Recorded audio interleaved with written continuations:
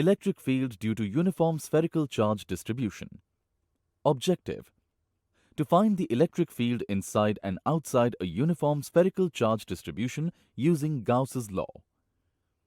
Consider a charge q that is uniformly distributed throughout the volume of a solid sphere of radius a.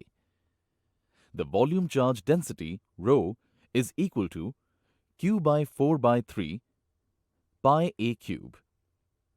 Let us calculate the field at a point that is at a distance r from the center of a sphere where r is greater than a.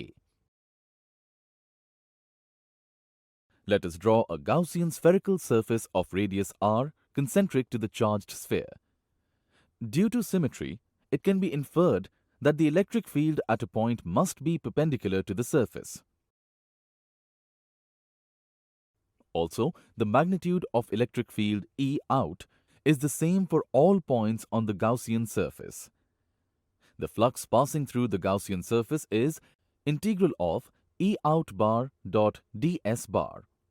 As E out is constant for the surface, it can be taken out of the integral. Thus, flux is equal to E out into 4 pi r square.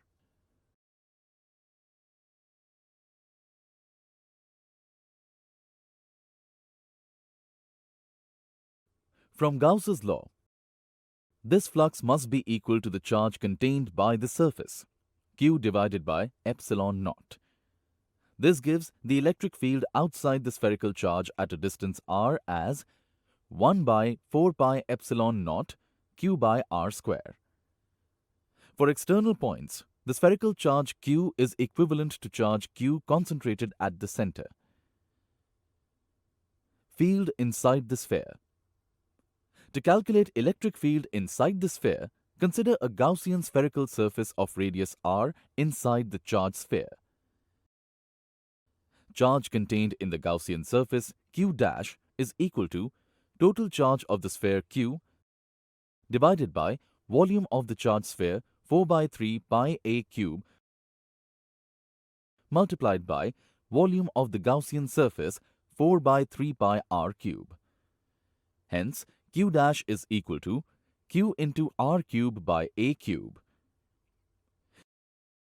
Due to symmetry, electric field must be normal to the Gaussian surface and its magnitude must be same for all points on the Gaussian surface. Flux passing through the surface is equal to integral of E in bar dot ds bar. E in being constant can be taken out of the integral. This gives flux to be equal to E in into 4 pi r square.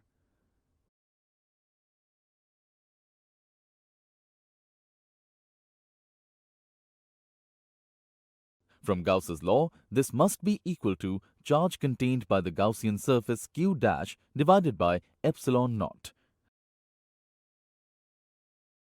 This gives field inside the spherical charge at a distance r as 1 by 4 pi epsilon naught qr by a cube. Electric field increases linearly up to the surface of the charged sphere, after which it decreases inversely. Summary: electric field inside a uniform spherical charge is 1 by 4 pi epsilon naught qr by a cube, and electrical field outside a uniform spherical charge is 1 by 4 pi epsilon naught q by r cube.